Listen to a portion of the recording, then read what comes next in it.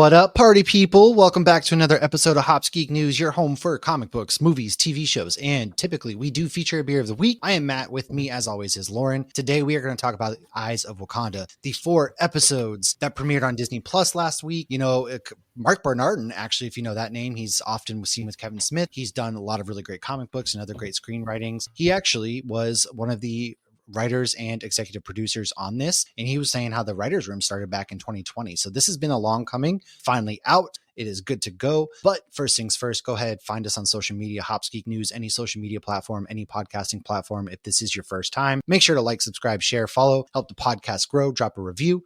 And then typically we go into quick, this is our beer, this is how it matches the week, what we're reading or watching. So we give you our reading recommendations for comic books, and maybe if we're watching anything, we'll go into some news and then our main topics. So that all said, I'm drinking a King Julius because it fits the theme of Wakanda. I feel like, we're talking kings and royalty and stuff. This is from Treehouse Brewing up in Massachusetts, some royalty of beer, if you will.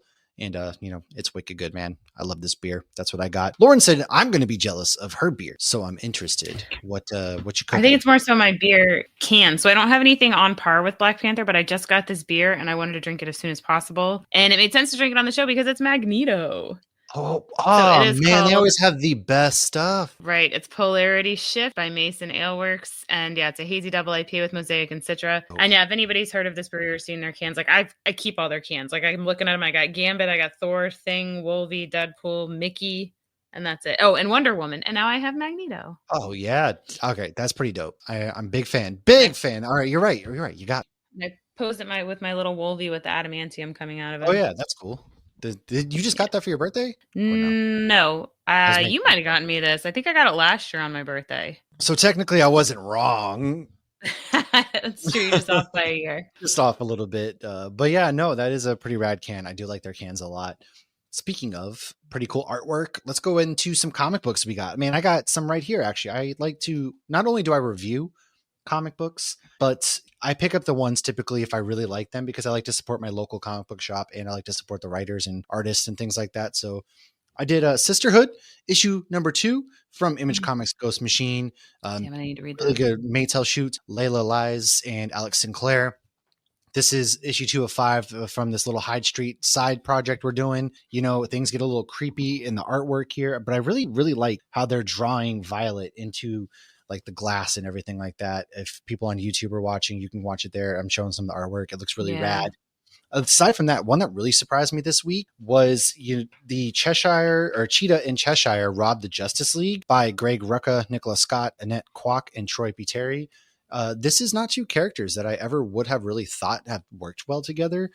But it was a very more emotional, narrative, character-driven style issue of basically Cheetah is in an identity crisis. She doesn't want to be owned by the god or whatever powers are holding her as a cheetah anymore. And so she's really kind of trying to find herself. I think that's something a lot of people could relate to. And although I can't really relate to the fact that they decide to rob the Justice League at the end, but we'll see how that goes for them, I guess.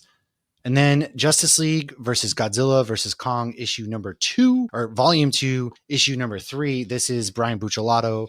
That team just doing absolutely amazing work. And the really special part about this issue is if you like the Monarch lore, the monsters lore, that kind of stuff coming from the Justice League Godzilla Kong universe, I recommend reading this because they're starting to dive more into Monarch and more of the monsters. So I think our Justice League members and everybody else, and not our Justice League, the Argus members too, might be going into some deep domains here shortly. And then I've got, Green Lantern, Absolute Green Lantern I picked up. Gonna be honest, that one's not vibing with me too much. I'm just kind of feeling like I feel like comics need an issue or 2 to really this is issue 5. I'm 5 issues in. I think if people are really enjoying it, I think you should give it a chance. I just don't think it's for me. But I didn't pick this up because it was sold out. Captain America issue number 2, this is where he meets Dr. Doom. That issue was really good, I thought, because Captain America is really struggling with this modern day war. And then also his counterpart was flashing back to when he was deployed in Afghanistan and Iraq. And a lot of it really invoked a lot of senses to me from being deployed in that region a couple of times. So seeing like the dust, and they really nailed the style of housing that's out there in the Middle East, and just things like that really kicked up a lot of memories. And then of course there's a really cool ending with Captain America and Von Doom. But the last book I read was Daredevil Cold Day in Hell. This is a variant cover. Daniel Warren Johnson did this variant cover, but Charles Soule was the writer, and Steve McNiven, Dean White were also on the coloring and the art. This left me wrecked. This issue absolutely floored me with how sad it was of an ending for Frank and Bullseye and Matt. It was something I didn't quite see coming, but I kind of had a feeling. And the artwork was just really raw and gritty. Like the texture of these old men, like Bullseye, for example, and some of the things that they do with Frank in this issue really made you squirm in parts too, as you were really reading it and looking at the art. Oh, I read it. Yeah. It was. What'd you think about it? I mean, it's really sad. I guess I knew it was going to be a short run, but I guess I kind of forgot. So, I mean, they clearly they put the end at the end. It was kind of interesting. I did enjoy the series overall because it's kind of a look into the future, but the future is very dark and bleak. And seeing a character that's such a badass in so many ways that even when he's vulnerable, he's still such a badass. It was interesting. It was bittersweet, but I liked there was one moment between him and Frank that I thought was very, very sweet and timeless, I guess. With yeah. Kind of timeless, but yeah, I think it's definitely worth reading. I mean, I think that. I mean, I was, when they announced it at New York Comic Con, that was one of the highlights of New York Comic Con for me. It's the more I think about all this, the stuff that I got to experience last October, the more upset I'm not going. I know you are too, but yeah, that panel was 100% a highlight. That was a fantastic panel announcing that, and then Charlie Cox and everything. And yeah, so I'm really glad I read it. And I do think if you're a Daredevil fan, give it a chance. Yeah, that's what I've got as far as reading. I know I have an issue of something that you read and even got to do an interview this week because I picked it up. I wanted a hard copy for myself. I haven't read it yet. I have not read it yet, but tell us about what this is. So this is a fantastic comic. I know I've been talking about the Minor Threats universe for 2 years now. I think I've been talking about it and been reviewing it for Nerd Initiative. So they keep doing new 4-issue runs. And this is a team up between Archie and friends, Sabrina the Teenage Witch, and Minor Threats. So Sabrina needs to get this item that's in Twilight City, which is the fictional city that the Minor Threats characters live in, because she wants to bring her boyfriend to the Witches of Morlock Ball, and he's immortal. So she has to get this item. Her original plan follows through, but she hears that Archie and the gang in the Riverdale High School are going to Twilight City on a field trip.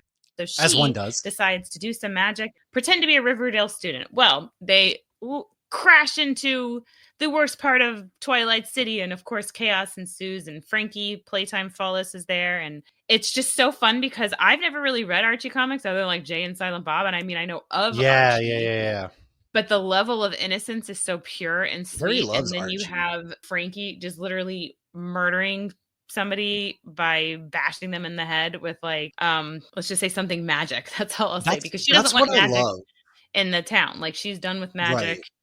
And Sabrina the Teenage Witch just showed up. Oh, okay. This is what I love about the Archie crossovers, for example, with, Jay and Silent Bob from the last week, right? What I love is Archie is so innocent. So Carrie's always been an Archie fan. His comics from newspapers and things, just innocent looking Archie. Meanwhile, you have Jay and Silent Bob. They own a weed store, a dispensary. Sorry, Jesus. It's legal now. A weed store. I know, but then they're trying to get them to get really high with them and all this, and it's just Archie, and he's in a band and all this. It's really hilarious at the same time. But at one point, the one kid's parents are going out of town. They're like, "We're gonna drink so much root beer," and Archie's like, "I don't know. Have you ever seen that guy on a sugar high? It's not pretty." They maintain the innocence with these. It's awesome. It's a really good collab. It works, and you don't need to have read any Minor Threats or Archie to enjoy this. It can be enjoyed standalone. They do a good job of catching you up on all these characters. Yeah. But it is connected to the Minor Threats universe, and as much fun as the Jay and Silent Bob one was, that was kind of like a one-off, and it was just to be silly. It was, yeah. This is an actual story. There's actual stuff going on. Archie and the gang have gotten themselves into a sticky situation, and there's 3 more issues coming. And if you go to Nerd Initiative's YouTube, we did get to interview the writer, Timmy Haig, and the artist for this one, Scott Koblish. Timmy worked on the script with Patton Oswalt and Jordan Bloom, who have overseen the script on all of the stories in Minor Threats. So it stayed consistent. The art is fantastic. So we got to interview the 2 of them, and they dropped a lot of little future nods and little things that we can expect that are coming up that just got me that much more excited for where this comic is going. Nice. So, well, I'll read it and give you my notes. Did you watch anything exciting this week? No. I can tell you that we have something pretty Did exciting I? coming up when the embargo releases this coming week on the 15th. That's going to be exciting. That hit our inbox. So, but I did watch a couple things. Happy Gilmore 2. I watched that. And honestly, being that Adam Sandler's older, I was going into this with, all right, let's just watch it, get it over with. I'd been putting it off because I didn't expect anything out of this. I will tell you, I was very well pleasantly surprised. I was laughing a lot of the time. I don't know if I it's watched just, most of it. it was funny. I fell asleep. I thought it was a decent movie, honestly. I don't know if I don't something about it. It might have been the nostalgia train that really took me back to the first one. I will say there is a character that they do something with very early on that I didn't really agree with, and I just thought that was But you interesting. get why they did it, but it's absurd that they did it. Yeah, and she actually, I said, well, Ah. spoiler alert, Virginia dies, and Oh, Jesus, Matt, you didn't even give people a chance to pause it. I hope they don't remember who that is. I don't think they actually care, but she looks I've way already better seen now spoilers than she on did in Reels the and stuff. 90s, man. That haircut in the 90s was terrible. But she's a babe, and then got rid of Yeah. her right away. That's probably why, because Adam Sandler's wife is like, no, sir, not in front of our daughter. You're not going to kiss another woman or whatever. And both daughters, actually. But it was funny. I like how they brought a lot of the characters back, a lot of that stuff. I thought the Eminem story showed up. worked. Oh my God, yeah. And then they had that NBA player, Bobin, who was the son of the other gigantic tall guy. And there was just a lot of cute, funny callbacks. So I think for me, the nostalgia worked in this instance. It's not always going to work, especially with Adam Sandler these days, but this is one of those where it worked for me. And Yeah, then, like Grown Ups too. oh God, I didn't care for the Or Grown Ups one. movies. Did not care for those ones, but I No, don't me like neither. Kevin James and I don't like Rob Schneider. So when Rob Schneider briefly appeared in this movie, I was just like, ugh. I used to like Rob Schneider. Well, yeah, he was funny. And then Jessica. Deuce Bigelow, those were like, Yeah. okay. But though I did watch one other thing, which was I've watched the first episode of Wednesday's new season. I wasn't dying to watch this. Honest to God, I had no idea it was even coming out this past week. And everybody's like, there's a Wendy's meal. And I don't go to Wendy's. If I go to church, it's cookout for a milkshake. I have gone to Wendy's fast. twice in probably the past decade, and it was to get Frosties. And the first time Yeah. I did it, the kids were all like flabbergasted that I was taking them through like I don't go to fast Wendy's. food chain. I But don't go to fast Frosties are food. delicious. Well, right. That's why I go to cookout. I mean, sometimes I get a burger or a hot dog, but most of the time I'm getting a milkshake. And We I got would cookout never. on the way home from our road trip after seeing you. Gotta say, I wasn't impressed. What? What did you get? I don't even remember. Yeah. Okay. See, that's your first. It wasn't a milkshake, I bet. No, I did Brielle try one loves of the it. kids' I bet you milkshakes. Josh loved it. All three of them got milkshakes. I did not. Yeah, get and they milkshakes. loved it, I had a didn't they? sip. I mean, is there such thing as a bad milkshake? Yes, first of all. And second of all, the good thing about cookout milkshakes is they are thick, 2C thick. And at the bottom is all the good stuff, man. So you're working your way through that delicious thickness, creamy. And then you get to the bottom, and mine's peanut butter cheesecake. So like the last 4 inches is all cheesecake peanut butter blended together. And you can in a get nice. through that before you want to like puke or. Oh no, I hate myself after. But my secret is like I've always hated myself, so it's not like it's anything new. And God, it just hits so good. And yeah, fuck yeah. Anyways, Wednesday, Steve Buscemi's in it. He has a wig, and that threw me off. And Billy Piper is also in it. I did not expect that, but if you like the first season so far, you're probably gonna like this season. I don't really have much to say yet because I haven't watched any more other than that. So give it a chance if that's your thing. And let's go into some news. What news do we have? Do we have news? We do. Matt Smith, speaking of Billy Piper, Matt Smith has been cast as a villain in the Ryan Gosling Star Wars movie. Oh my gosh, those two are going to ham it up in a Star Wars movie. Did You know, you watch him in Morbius? Yeah. Yeah. My first thought was like he didn't play a good villain in that, but he's played a fantastic villain in House of the Dragon. Oh, yeah. He was the only one who knew what movie he was in. He was hamming it up as that villain. 1,000%. I think he regretted that decision. Probably. Meanwhile, Jared Leto's over there trying to go for the Oscar for his performance, and Matt Smith is goofy, and it was amazing. I'm all about it. Matt Smith is goofy, but like when I saw him in House of the Dragon, I was truly impressed because it's so hard for me to look at him and not see the doctor. And not just the doctor, but the doctor who wants to eat, fish sticks with custard or whatever it is. Yeah. Or like who, always has a fez, or not always has a fez, but you know what I mean? That's where I go when I see his face. So that's fair. So I'm looking forward to it. I think it should be fun. I'm excited. Ryan Gosling and Matt Smith into Star Wars. Yeah, Ryan Gosling, I'd watch read the Bible, honestly. I think he's hilarious. I think he's awesome. And I like that he's in this unserious, and he's supposed to play a Jedi, I think, in that too or something. I don't know. I could be just making that up, but I'm We'll in. find out. We'll find Yeah. out. Wednesday, we already talked about, is out now. Season 2 or part 2 Part of 2. season 2, because I don't understand the model here. Yeah, September They're 3rd. like, please don't cancel Netflix yet. You have to have it Well, for 2 months. oh my God. I have things I could say, but Hulu's going away. Speaking of things that are going away, Disney is going to fully integrate Hulu into their stuff, get rid of the standalone Hulu app, and slowly take over the earth even more. So if you want your favorite Hulu shows, you'll have to go to the Disney Plus app and go through the Hulu thing. So if you didn't want Disney Plus, but now you do, and we're back to cable. Okay. We're back to cable. I don't know what to tell you. But Disney now you have owns to have everything. multiple cable providers to watch what you want to watch. Well, yeah. Speaking of which, I've cut out watching WWE at a good time because now they're going away from Peacock and ESPN bought them. And now you're going to have $30 a month or whatever to watch their pay-per-views unless you have cable, which you can watch them for free. And I'm like, well, I ditched WWE because they brought back a really problematic figure at a good time. You know what's interesting is I do wonder how many, like, we watch sports less now because we don't have cable. Because it's like we have to pay for something well, the extra. NFL like, costs you like $1,200 at minimum to watch a full season. Well, and then one year I bought the NBA package, but then as soon as the games got good, I couldn't watch any of the Heat games. So I didn't buy the NBA package. They I bought block the you out. Heat games. Yeah. So MLB does the same thing. So does NHL. Even if you're out of market or like you can't watch your team. They block it out if it's considered in market. And right, you're and in market. I used to have like Sports Center on in the background or First Take on in the background, like something on in the background all the time. So like I don't ever have that. So I was like, I barely watch. Sports Center now has a TikTok star doing like their reporting and stuff like that to try to reach a younger audience, which cool. By all means, I would smart. Sign me up. But I think the problem with modern day Sports Center is they fired everybody and they have Stephen A. Smith. So it's just a bunch of talking heads yelling at each other. Like he used to not be such a he used to not. You actually used to get really good X's and O's. I loved ESPN was always on. We would get very good game recaps. You get your X's and O's, but now it's just people yelling at each other, and I don't care. Well, it's like now, okay, if UM's playing, I'm like, okay, well, what station are they playing, or what do we have to download, or can we do a free trial, or do we have to pay $60 for the whole month to watch this one game, or maybe it's on the antenna? Did you know that we don't live in Miami anymore, huh? Miami only has 4 games outside the state of Florida this season, and they don't travel outside of Florida until November. I mean, I have all their games on my calendar, but I haven't looked. You're welcome. Anyways, Punisher special presentation. That's wrapped filming. How you feeling there?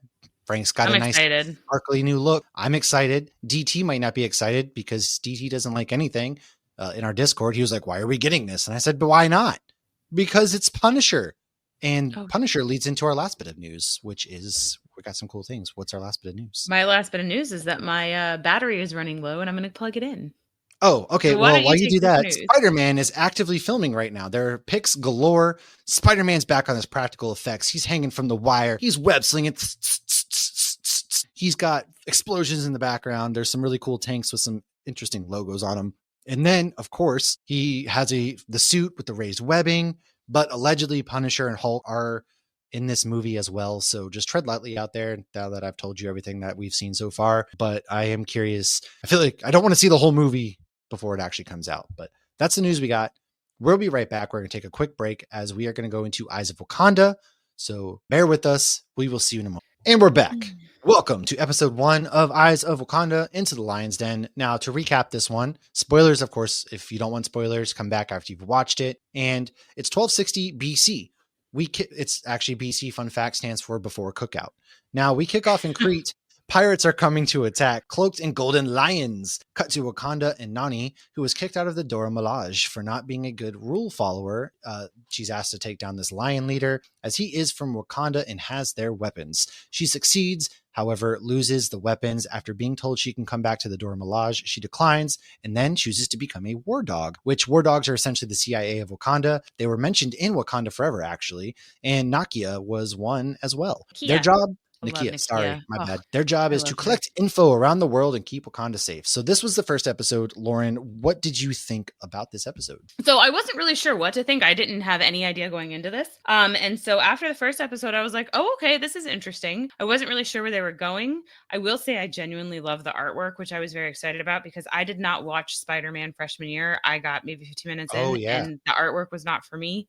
Doesn't That's mean it fair. wasn't. It wasn't. I mean, it was really cool artwork. It's a I just newer felt like it style of was. artwork. You have to kind of get adjusted to. I understand where you're coming from. Yeah, I guess so. But That's how I felt with maybe it's how Spider-Verse, you felt honestly. with. I was going to say Martian Manhunter. Yeah, Like, I well, felt yeah, the like the artwork in the art was book, taking yeah. away from the story, maybe. I don't know if Uh, anybody, but I also didn't have anybody be like, no, you have to go back and watch it. But I thought I was shocked how far back we were. I didn't know it was all the way before yeah. Cookout. Uh, but I liked it. And one of the things I love about the Wakandans is going all the way back into present day. You don't really pick up on sexism. And that's actually kind of really nice, Yeah. especially going back into the past and like you still aren't dealing with They've been equal sexism. opportunity since day one, just about. Yeah, I mean, you have the Dora Milaje and you have the War Dogs and stuff, and but like they're both like badass if the Dora Milaje aren't more badass. So I feel like, yeah, they're the most badass non-powered group in Wakanda. I mean, obviously the Black Panther has the power, but the Dora Milaje, they kick some serious ass, man. yeah.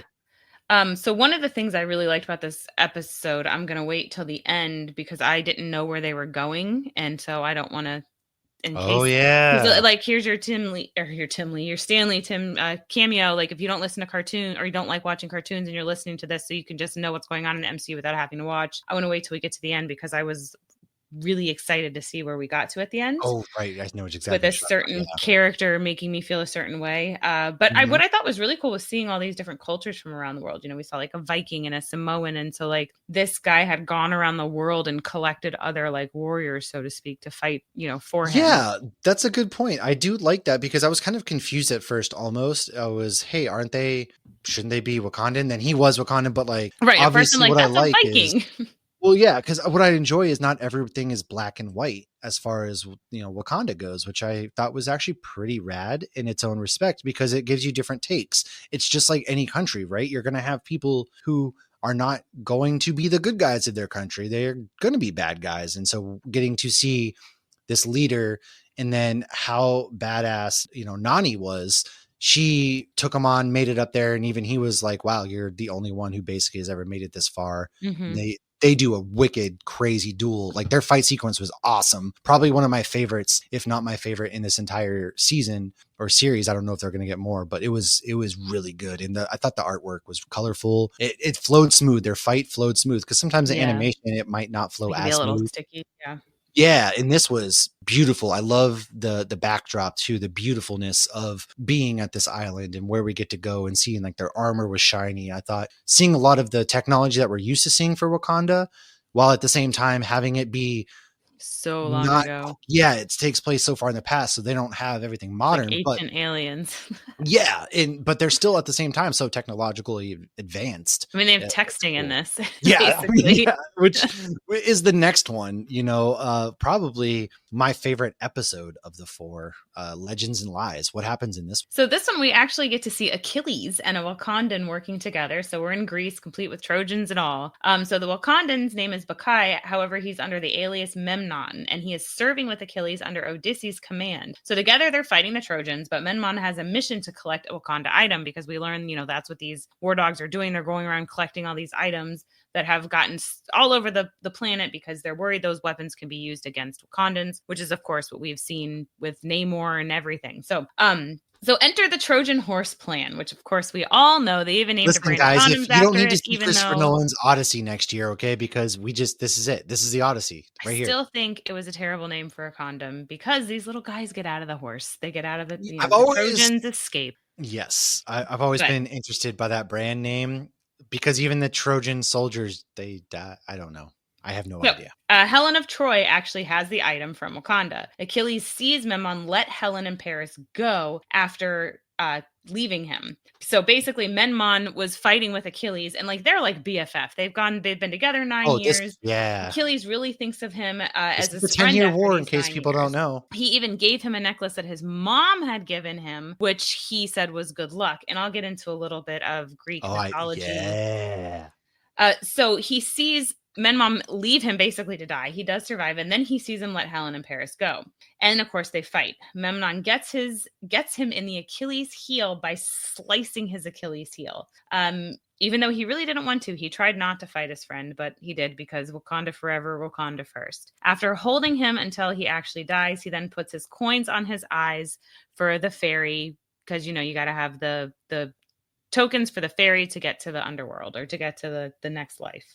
So then we see Bakai, aka Memnon, talking with an older Nani from episode 1 after he gets back to Wakanda. So he's got the item. He killed his best friend. Now he's back in Wakanda. I love the And tie-in from episode 1 there. yes, because she's got the eye patch from the injury that she sustained in that fight. And she's an older, wiser Nani. And, you know, she's leading the war dogs and everything. And he feels guilty and he feels alone being back in Wakanda and having done everything he did. And he asks for another mission. And then he clutches the necklace that Achilles gave him, which again was from his mom and brought him good luck. So in the mythology, Paris, who was with Helena Troy, is the one who gets Achilles in the heel with a poisoned dart because that was the only part of him that was vulnerable after his mother dipped him in the river Styx to protect him. But of course, she was holding his heels. I know, yeah. Those were not protected. So I loved the connections to the mythology, making it quote unquote realistic, even though this is, you know, Marvel. Mm-hmm. And it totally makes sense that we would see Greek mythological characters in this, because not only do we have Norse mythology, we have since met Hercules and Zeus. So this is, you know, it makes sense. I thought it was really cool. We'll see those guys again, but I, as a history nerd, this obviously we know Homer's The Odyssey, all that is amazing work. So to see Memnon, for example, being, you know, Wakandan, I thought that was a really cool way to introduce them into this. You know, Troy was beautiful. It was really cool seeing gorgeous, like watercolor paintings. It seems it was beautiful. And then of course their fight against that lit fire, and you can feel the pain. And Achilles, you know, you were my brother, and he's, hey, please don't make me fight you. You know, I don't want to fight you. I had to do this. And then he goes to destroy the necklace. And he's like, this is what you came and betrayed me for. And it was a very heartfelt moment. I thought the emotion was there, and the emotional beats hit really, really well. Again, seeing that Wakanda's history is not so black and white. It's bloody. They are self-serving for a reason. Like, you look out for your own, and he had a mission to go to. And then when he does get back, there's that really tender moment in the woods, like we're talking about, where he's talking, I don't feel like me. I feel alone. This sucks. You know, it's really not great. You can definitely speak to what I'm going to say way more than I can or have any business to, but I imagine that every soldier that serves their country has questions about, you know, how much you're doing is right and how much do you carry home with that PTSD, whether what you did was right or wrong. Afghanistan war. I mean, granted, I've never had to make those types of decisions, but I have carried caskets on and off of planes, for example, and I've still seen a lot of this stuff, and I've seen the aftermath, and then not to mention the way everything ended up. What was the 20 years for? In the end, we just packed up, left everything, and just dipped. So you're right. I mean, people have died, and it really doesn't feel like for anything. And you die for your nation, your country, you put something on the line, you get back, and you're just kind of, okay, for what? And those feelings ring true with a lot of people, especially you see a lot of veterans of the early days of the, you know, 2003 war and things of that nature that went on for so long. But it is a very good parallel, again, using that and wrapping it all in. And I'm not going to get on a soapbox about it, but I do like that. And then again, with Paris and stuff, I really loved the mythologicalness and the lore playing a big factor into everything with them. And all I can think of too is, what was the 2004 movie or whatever, Troy, with Eric Bana, Brad Pitt, Orlando Bloom, all of them. That's what I was thinking in my head at the same time, which is kind of funny. I was too. I was picturing Achilles getting stabbed with the arrow. It was Orlando Bloom going down. Yeah. No, I definitely did as well, but it was a good episode. This was probably overall storytelling wise my favorite episode for how emotional I agree it was. I think it was also fun to just see something that you're familiar with. Like, I'm not too familiar with, you know, 1200 BC, and you know, I really like the other two too. But like, this was a time I feel like we're very familiar. Yeah. Right. And like, you know, if you're a history buff or if you're a cultured human, you might know a thing about the 10 years Trojan War. Well, it was fought over a woman. Kid, I know. And I mean, but also like, there's only a massive history major. Right. And Kaylee dragged us all around Greece, showing us all these different temples. And my God, the kid, we're at the Acropolis. Josh and I'm like, can we just sit down for a minute? She's like, can I keep looking at stuff? She was 12 at the time. But hey, shout out to Kaylee, even though she doesn't listen to us. My daughter just graduated from college with a major in history. I enjoy when she comes with us because I'm a history nerd and nobody else wants to go and look at all those stupid things that you do, but I will gladly get historical facts all day. I like it, but I can't go as long as Kaylee can. And the I other could two can't I go could at do all. this all day. My other kids don't give up. Unless it's the Yeah. ice cream museum. They like that one. Oh yeah. To be fair, very. Let's go Not into a episode 3, museum. Lost and Found. Now recap. This is 1400 after Dominoes. Another war dog mission. Agent Basha wakes up next to a pretty local girl, We were in steals a China. dragon statue. Yes, with some Wakandan artifacts stuck in it. He escapes into his Wakandan ship to head home. A dragon curse supposedly protects the village, which Agent Basha is not buying, and returns home victoriously. Basha is an agent who doesn't take anything very seriously. As you can tell, he's just chill, laid back, joking. Enjoying Suddenly, his we get Danny. This isn't Danny. It's the immortal Iron Fist. It in Wakanda looking for Basha? Hold the phone. Did The Iron not see Fist that coming. was the girl he left in bed. Oh, the plot thickens. See, Hell hath no fury. at least wrote a note, man. Warned. She found him in a blizzard and nursed him back to health in more ways than one. When he left, she followed him. They both played each other a bit, and now she wants what he stole. Jirani finds the room with the artifacts and assumes they just steal from others. Her people had the statue with the vibranium tongue for 1,000 years. She wants that back. They fight, and we learn Jirani defeated the dragon Shao Lai and took his powers because she is the Iron Fist. Basha then defends her from another Wakandan, and he's insistent they work something out. She then takes the tongue out, hands it to Basha. Basha apologizes to both of them, tells a lie to High Counselor so Jirani can leave.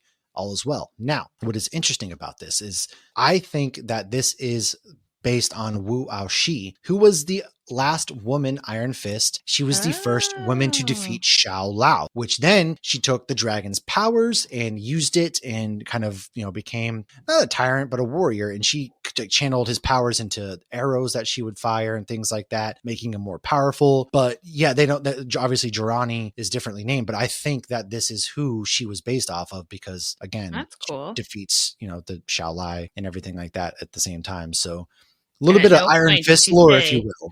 I am the immortal Iron Fist. She showed up in that costume. It was awesome. I did like her outfit. Her Iron Fist outfit was very comic booky, and I really enjoyed that. Yeah, as soon as I saw the cover, because it's like next episode, and I see the Iron Fist. I know. I leave it to Disney to ruin what's about to happen, right? One of the things I thought would have been cool, and I didn't look this up, but it didn't sound like her. I was like, they should have had like Colleen voice her or something. That would have been kind of cool. Oh, actually, somebody did voice her, and it was pretty. It was Jonah Xiao. I don't know if I pronounced that right. It's not. She is a Chinese American actress. She's been very prolific. So she was in The Flash as Carrie Bates for a while. She was in Raya and the Last Dragon. She played young Namari. But she's been in some other TV shows and things like that.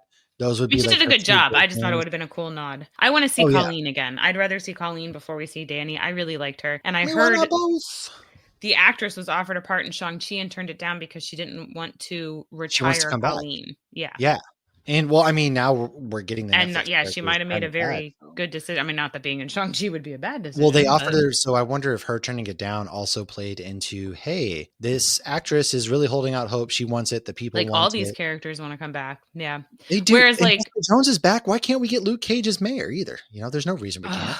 I would love to have Luke Cage as mayor. That would be so cool. Yeah. And then Laura Kinney can come back and, there's no reason Laura Kinney can't come back, especially with all this multiverse crap. Okay. Oh yeah. They went back and got her. But what was, with Blade though, it makes more sense because his character died. So it's like these other characters are still alive. Only ever going to be. I want Misty Knight back. We definitely need Misty. If they bring everybody back and don't bring her I need back, to see Misty Knight and I need to see Captain America. Yeah. I need to see those two on screen together, without a doubt. We're getting off topic. And I need to see Sam Wilson, Captain America, turn into a werewolf and Misty laugh at him. Yeah. Anyway, back to this episode. I really enjoyed this for the fight sequences as well, but I thought it was interesting because they have a lot of artifacts from other places, which also plays into the final scene of episode 4 in a way at the same time. So what were your thoughts? So on episode 3, I feel like it was a more fun episode. I think that was kind of cool. It was nice to have it was a little levity in between because these episodes were a little darker and very violent. They were serious too, yeah. I really liked when they both claimed that the one seduced the other. No, I seduced you. But the other artifacts, though, they were originally theirs. They were stealing. Is it stealing if you're stealing back what's yours? I guess not. No, like you're right. If a Jewish person goes to a Nazi's house and says, "Hey, this was my grandmother's painting," are they wrong? I don't think so. I don't know. What if it could be? I don't know. These are all good questions. Why are you putting Was me it on this? ever? I don't know. I thought you were going to be What like, do of I course say it was okay here? that I the don't Jewish person took their know. grandmother's painting back. They're just taking back the shit that was their But ancestors. you said, was it their painting? And then this goes into like the whole this spirals in my head because currently they're taking over other people's lands that they Okay, shouldn't be taking that they say is theirs. So so here's the thing. Let's say I steal a painting. Let's not even make it a painting. I stole a Funko Pop and I give it to you and I'm like, happy birthday. And you're like, oh my gosh, thank you. You didn't steal the Funko Pop, but you have the Funko Pop. It's yours now. However, if somebody goes to you and they're like, hey, you know that Funko Pop? Lauren actually stole that Funko Pop. Now you know you have a stolen Funko Pop. So now you have the intent to keep it, thereby owning stolen property, or you can return it. So once you know you have stolen property, aren't you also the thief? So there you go. So now that you technically, tell Jeroni, like, hey, this was ours first, you guys all stole right. it from us. I Lawyered. mean, Boom. Good job. you have to Your have Honor, I rest my skill, defense. but Thank you you, Your can. Honor. Yes, the actual intent part can come later. So it's like if you accidentally, have something in your Other cart you didn't news, pay for, it's we are not going to be stolen. starting up a special Patreon tier that if Chill. you need legal advice, I'm giving you her phone number. Only if you're in the state of Florida. I cannot practice law in any other state. I mean, Florida man for a reason, right? Florida's got a lot of the issues, so go ahead. Everybody has issues. We just have laws that allow you to Public issues. access. Well, no, it's you have a Virginia man. He's out there. You just don't have access to his records the second Maybe he's he's arrested. me. Maybe it's He Micah. is you. I thought you were a Massachusetts man. I am, but I live in Virginia, so maybe what if they consider me that? I don't know. Anyways, Episode 4, the last partner and the last episode. So we are in Ethiopia City around 1896. So we've jumped ahead again. So Prince Tafari watches as a battle ensues. This is the Prince of Wakanda, and he's trying to extract an artifact because that's what we're doing in this show. He's with a bit of a babysitter named Kuda. Kuda is a war dog. So the prince acts recklessly, but gets the artifact. As Kuda and the prince go back and forth on different opinions on how war dogs should behave, so someone shows up and attacks. The attacker, however, is Wakandan, so they're very confused. So they basically got the artifact, they're heading back to Wakanda. Somebody shows up and causes chaos, and they're like, we don't know who this is. And of course, Kuda does not believe it's a Wakandan, however, because he doesn't know her. She then shows them that she is a Wakandan from 500 years into the future. And she says that everything has been destroyed, and that's why she's there. The whole world actually teamed up together to fight off an alien attack. However, Wakanda, because of their laws, kept separate from everyone else and didn't help, causing the official demise. If they had been able to help, they could have saved the world. This attack was actually made by the Queen of Wakanda and the very last Black Panther. There's only a few Dora Milaje left. However, they sent the Queen back in time to the past to find out what actually led to this and to their laws being so strict. And it turns out it was these war dog missions. They traced it back to these missions and the artifact, specifically the axe that young Prince Nefari was able to grab. So as it will then, this grabbing this axe starts a chain reaction that essentially destroys the world. So they tell him, hey, you got to put this axe back. However, as she's trying to convince him, she actually gets sucked back to the future right after she tells them that the current queen is pregnant, because she's like, hey, look, I know the current queen's pregnant. This is what me trying to prove to you I'm future. Of course, Kudo's like, okay, she's just crazy. And then the prince is like, no, actually, my mom is pregnant. It's just only family royalty info right now. So they go on faith and they decide, okay, let's go return the axe. And they actually do. And then you think that the Kuda's getting left for dead, but the prince goes back and rescues Kuda. And then they tell everyone that they abandoned their mission, but the axe was definitely destroyed. So they lied. And they then say, I wish we could see the future that hopefully we save. And then we cut to, this is the best freaking scene. I love this so much. We cut to seeing Killmonger staring at the axe in a museum. It was really good. The way he looked from behind, of course, you don't really see him, but it was you know ripped way out. exactly who it is.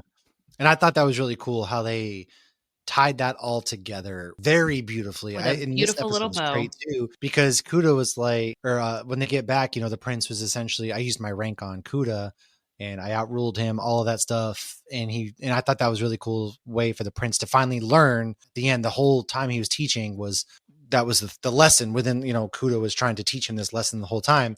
And the prince finally kind of got it at the end, was, hey, nope, I pulled rank on him. XYZ, and then they had that nice talk of, like you said, I can't wait to see what hopefully we save the future and all that kind of stuff. You see, Killmonger was dope. I really liked that ending. Really liked it. The whole point was they needed Wakanda to see that the rest of the world needs them. And Killmonger did that. He's like, Black people are dying all over the world and you guys aren't doing anything. And so we actually go into a little bit of that in a minute, because what you see in the movie is his dad was a war dog, and he goes Yeah. out there and sees how terrible things are, and Wakanda could help fix this. They could literally help They could have with helped the world. racism and more than that, and so many things. And what is so interesting is episode 1, the lion guy reminded me of Killmonger. Because he's Yeah. like, what Yeah. right do we have to keep up? Just because the asteroid happened to hit Wakanda, they get to benefit from this and nobody else does. Like, that's literally all it is. It's a like, good point. I really, yeah, that's what it is. I fully agree. And it makes a really compelling argument are they really, I mean, their methods aren't the best, but their message makes some sense. but I mean, I guess it's like the old, how much, like, they've done a good job taking care of their people. But it's like, do you have a responsibility to take care of other people? Well, when the whole world is attacked by aliens, I guess that's when they realize, like, you do have a responsibility to take care of Yeah. your I mean, neighbors. you're all in this world together, which kind of leads into some comic book origin that Lauren put together about the war dogs. They were originally called the Hatut Zarazi, which in Wakanda is dogs of war. They are Wakandan security forces that operate separate of the Dora Milaje. In the comics, they have become controversial and sometimes operate without the authority of the Black Panther and have even been cut off, causing a bit of a revolt. When Ulysses Claw killed King T'Chaka, the Hatut Zarazi led an investigation to track down his killer in Black Panther 2005, issue number 3. The War Dogs were more of a secret until his death. However, T'Challa subsequently banished the organization once he became king because he thought them too extreme. The War Dogs retaliated by joining T'Challa's estranged adopted brother Hunter, otherwise known as the White Wolf. Side note, this is Bucky's nickname in Wakanda. The War Dogs at this point had become mercenaries but still felt loyal to Wakanda. Later, after Namor attacked Wakanda, Shuri, now on the throne, brought back the Hatut Zarazi to attack Atlantis. T'Challa was still alive and not happy about it, and he kept them around once back on the throne despite the tensions that it caused. The War Dogs, at the end of the day, down to defend Wakanda no matter what. So yes, they have had their history and they've had their problems. And they are mentioned in the other movies. Like, Killmonger had War Dogs on his side in Black Panther, and like we said, like, his dad was on a War Dog mission. And I really like that, like, the Namor drama, though, spawned from the Wakandans becoming public. So it's interesting that they question whether that was a good idea to go public, because obviously Riri wouldn't have created a vibranium finder if she didn't know that there was vibranium. We thought Captain America's shield was the only vibranium. So we're like, this is an issue that has become, that will, I think, and hope become a bigger issue, because I want to see it. But obviously the world being able to come together in 500 years to fight the literal globe being destroyed is more important than Atlantis first, the rest of the world. Not Atlantis. I can't remember what it's called in the movie now. It's where Namor's from. I love the Mexican twist, but I can't remember the name. I can't remember the name off the top of my head. But no, there's a lot of good lore steeped in this, and I am curious. I wonder if we get more of this. Again, it takes so long, but there was a writer's strike. There was all of COVID and things like that. So they did begin this in 2020. This being a prequel, I feel like they probably weren't rushed. It was probably like, no, I mean, we have all these other things that are more important because it's present day, whereas this was like a really cool backstory. No, you're 100% right. That's what we have, though, for this episode. Anyways, I really enjoyed it. Absolutely, really, really loved this. I love getting into some of this lore, like Marvel history, if you will. I'm a big history nerd, so anytime we get to dive into some of the history behind the characters or where they're from, especially someplace like Wakanda that has a large amount of history and the things that they've done throughout their time. And it's another timeline for poor Loki to have to hold at the end of time. Yeah, that's true too. But it's also just more fun. I don't know. You don't have to watch it to understand what's going on in Marvel, but I really recommend. But you should. It was so good. Yeah, it was so good. It really adds a lot of depth to them. Yeah, true. But hopefully this makes you maybe go watch it. If not, if you haven't. But aside from that, we will be going into our Peacemaker recap, get you ready for season 2 next episode. That's going to be on the lookout for that. We got some Supernatural coming down the pipe as we get ready. Oh my gosh, we have to finish. We've got a month. We're not finishing on time. I told you that wasn't going to happen. Oh, we will, I believe. It takes me way too long to prep for one episode. I believe in us. Okay. Figure this You're not out. even allowed to look at screens for the next week. Shoot. That We'll doesn't figure this matter. out. Even if you could, that has nothing to do with it. I can still listen. We're going to do our best, but it's not going to happen. We're going to try. But in the meantime, make sure you like, subscribe, share, follow, leave a review, all of that good stuff. Find us on social media, drop us an email, all of that fine jazz. And until we see you next time, thanks for hanging out with us. Cheers, everybody.